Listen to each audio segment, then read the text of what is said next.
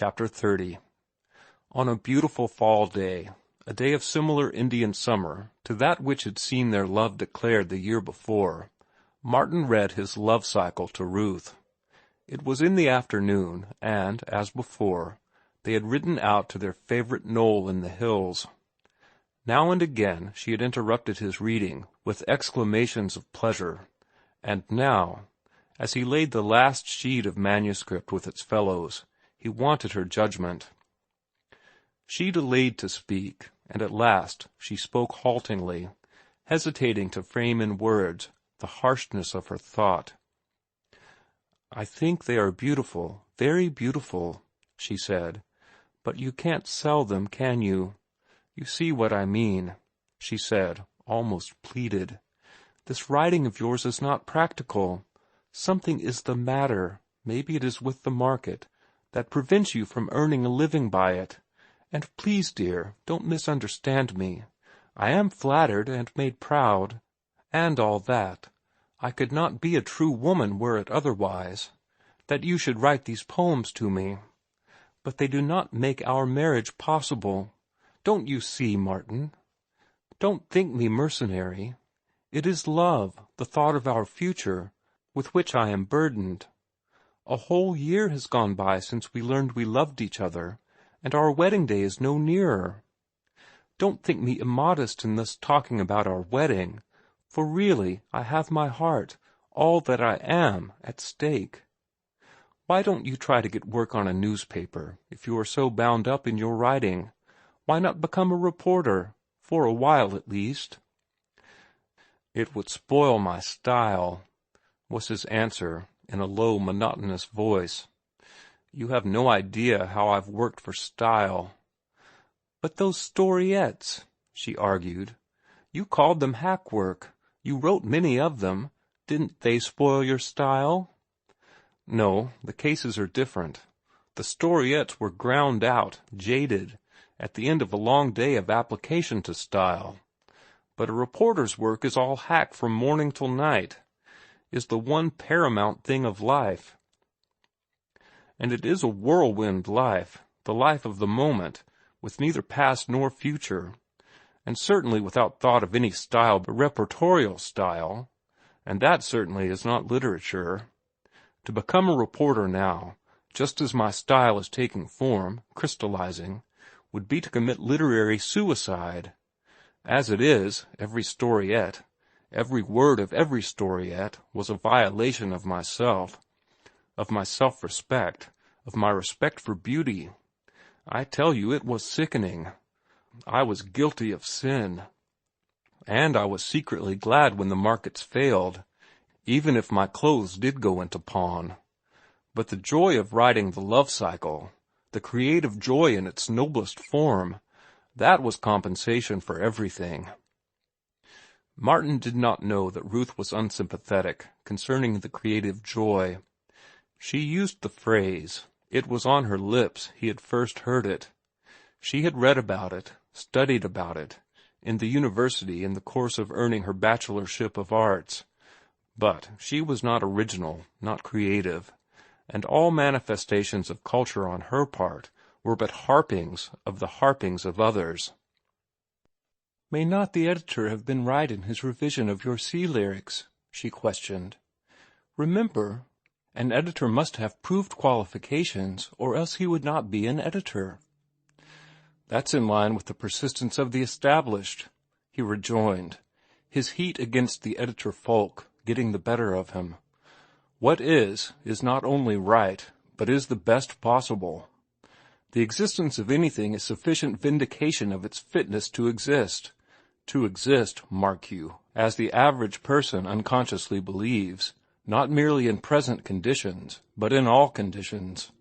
It is their ignorance, of course, that makes them believe such rot, their ignorance, which is nothing more nor less than the henidical mental process described by Weininger. They think, and such thinkless creatures are the arbiters of the lives of the few who really think." He paused, overcome by the consciousness that he had been talking over Ruth's head. "I'm sure I don't know who this Weininger is," she retorted, and you are so dreadfully general that I fail to follow you. What I was speaking of was the qualification of editors. And I'll tell you, he interrupted, the chief qualification of 99% of all editors is failure. They have failed as writers. Don't think they prefer the drudgery of the desk and the slavery to their circulation and to the business manager to the joy of writing. They have tried to write, and they have failed. And right there is the cursed paradox of it. Every portal to success in literature is guarded by those watchdogs, the failures in literature. The editors, sub-editors, associate editors, most of them, and the manuscript readers for the magazines and book publishers, most of them, nearly all of them, are men who wanted to write and who have failed.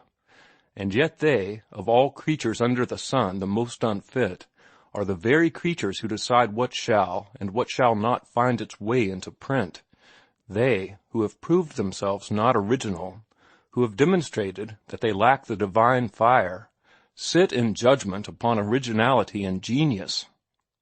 And after them come the reviewers, just so many more failures. Don't tell me that they have not dreamed the dream and attempted to write poetry or fiction, for they have, and they have failed. Why, the average review is more nauseating than cod-liver oil. But you know my opinion on the reviewers and the alleged critics.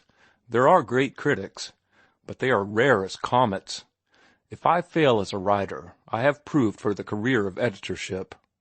There's bread and butter and jam, at any rate.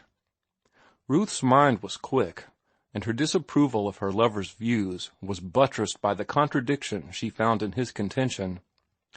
But, Martin, if that be so, if all the doors are closed as you have shown so conclusively, how is it possible that any of the great writers ever arrived?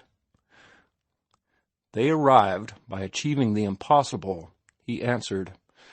They did such blazing glorious work as to burn to ashes those who opposed them. They arrived by course of miracle, by winning 1,000-to-1 wager against them. They arrived because they were Carlyle's battle-scarred giants who will not be kept down. And that is what I must do. I must achieve the impossible. But if you fail, you must consider me as well, Martin. If I fail— He regarded her for a moment, as though the thought she uttered was unthinkable. Then intelligence illumined his eyes. If I fail, I shall become an editor, and you will be an editor's wife. She frowned at his facetiousness, a pretty, adorable frown that made him put his arm around her and kiss it away. There, that's enough, she urged, by an effort of will withdrawing herself from the fascination of his strength. I have talked with father and mother. I never before asserted myself so against them. I demanded to be heard. I was very undutiful. They are against you, you know, but I assured them over and over of my abiding love for you, and at last father agreed if you wanted to, you could begin right away in his office. And then, of his own accord, he said he would pay you enough at the start so that we could get married and have a little cottage somewhere, which I think was very fine of him, don't you? Martin, with the dull pain of despair in his heart, mechanically reaching for the tobacco and paper, which he no longer carried, to roll a cigarette, muttered something inarticulate, and Ruth went on. Frankly, though, and don't let it hurt you, I tell you, to show you precisely how you stand with him, he doesn't like your radical views, and he thinks you are lazy. Of course, I know you are not. I know you work hard. How hard, even she did not know, was the thought in Martin's mind. Well, then, he said, how about my views? Do you think they are so radical? He held her eyes and waited for the answer. I think them, well, very disconcerting, she replied. The question was answered for him, and so oppressed was he by the grayness of life that he forgot the tentative proposition she had made him to go to work.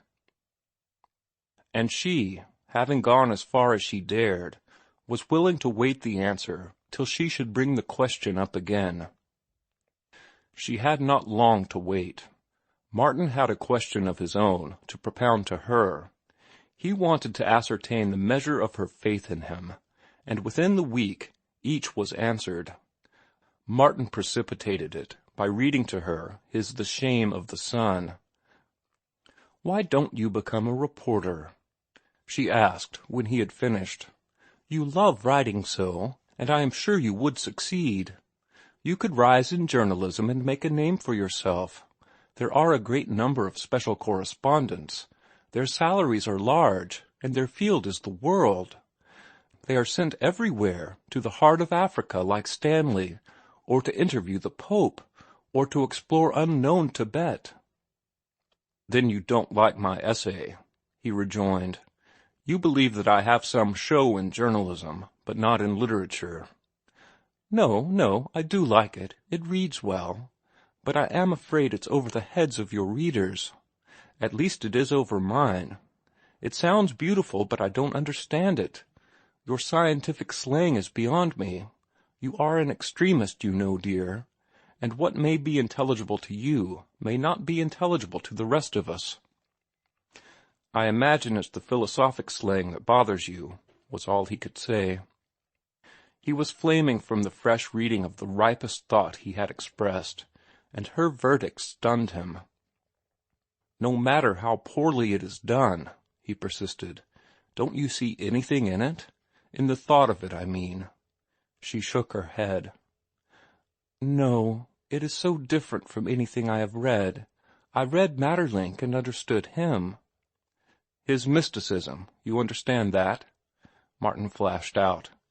"Yes, but this of yours, which is supposed to be an attack upon him, I don't understand.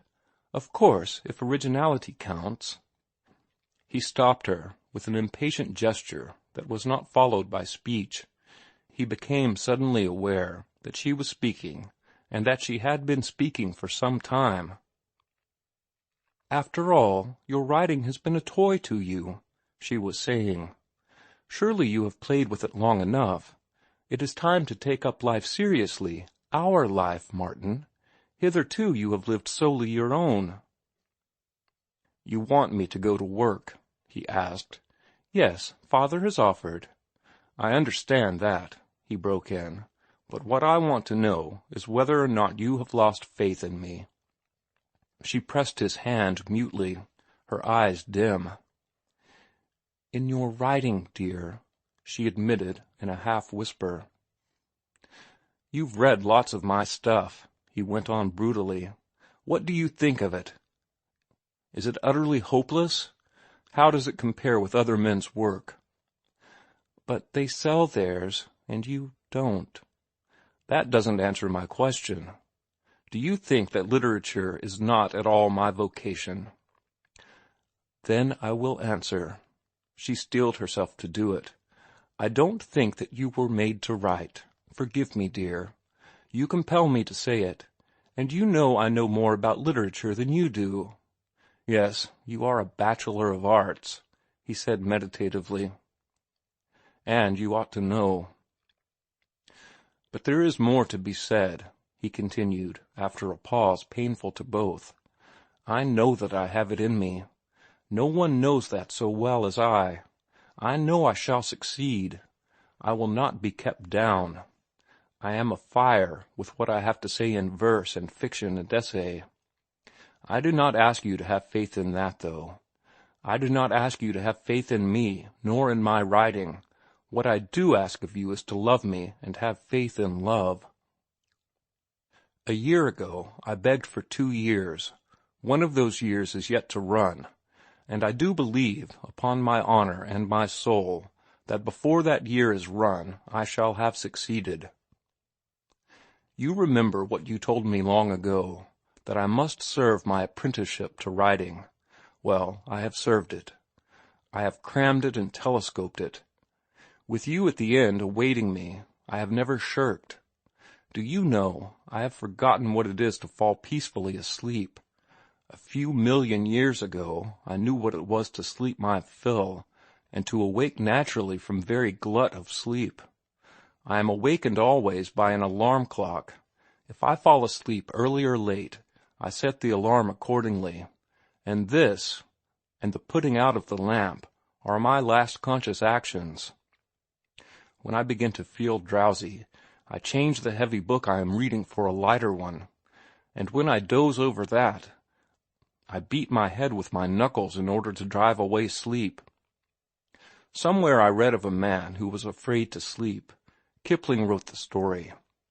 This man arranged a spur so that when unconsciousness came, his naked body pressed against the iron teeth. Well, I have done the same. I look at the time, and I resolve that not until midnight, or not until 1 o'clock, or 2 o'clock, or 3 o'clock, shall the spur be removed. And so it rowels me awake until the appointed time. That spur has been my bedmate for months. I have grown so desperate that 5.5 hours of sleep is an extravagance. I sleep 4 hours now. I am starved for sleep.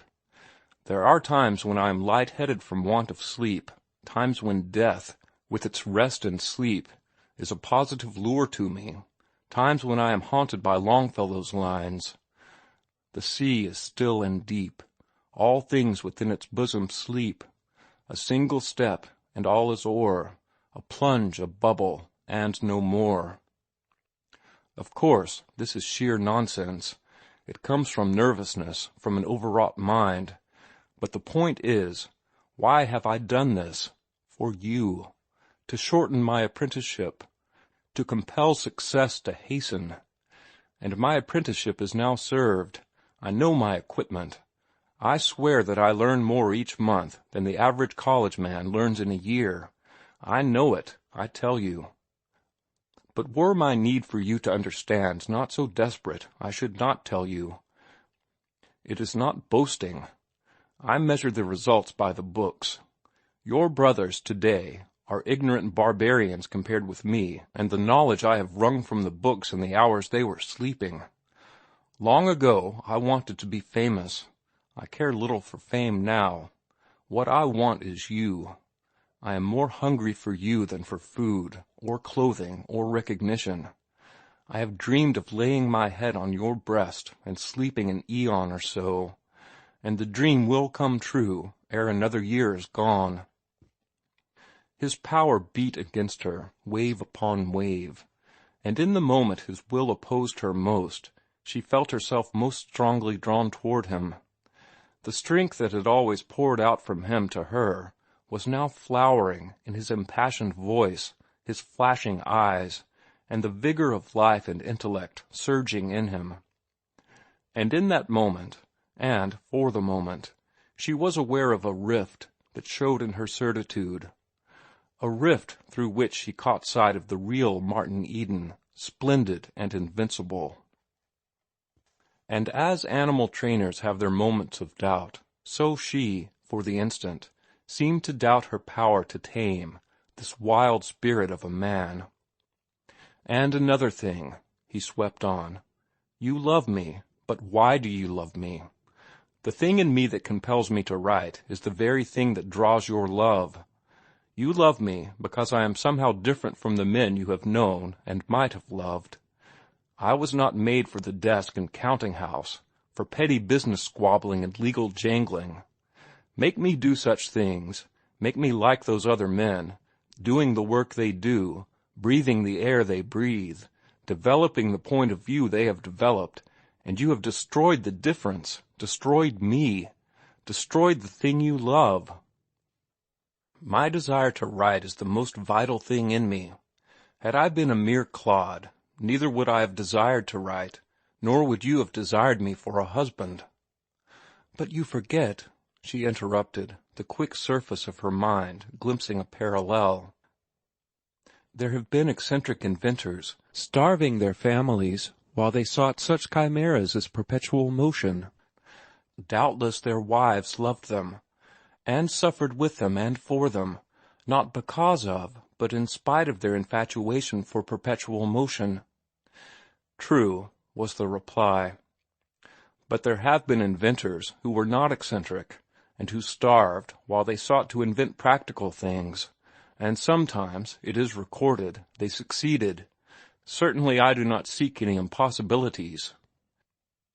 "You have called it achieving the impossible," she interpolated. "I spoke figuratively. I seek to do what men have done before me, to write and to live by my writing." Her silence spurred him on. "To you, then, my goal is as much a chimera as perpetual motion?" he demanded. He read her answer in the pressure of her hand on his, the pitying mother hand for the hurt child. And to her, just then, he was the hurt child, the infatuated man, striving to achieve the impossible. Toward the close of their talk, she warned him again of the antagonism of her father and mother. "But you love me?" he asked. I do," she cried. "And I love you, not them, and nothing they can do can hurt me." Triumph sounded in his voice. "For I have faith in your love, not fear of their enmity. All things may go astray in this world, but not love. Love cannot go wrong, unless it be a weakling that faints and stumbles by the way." End of chapter 30.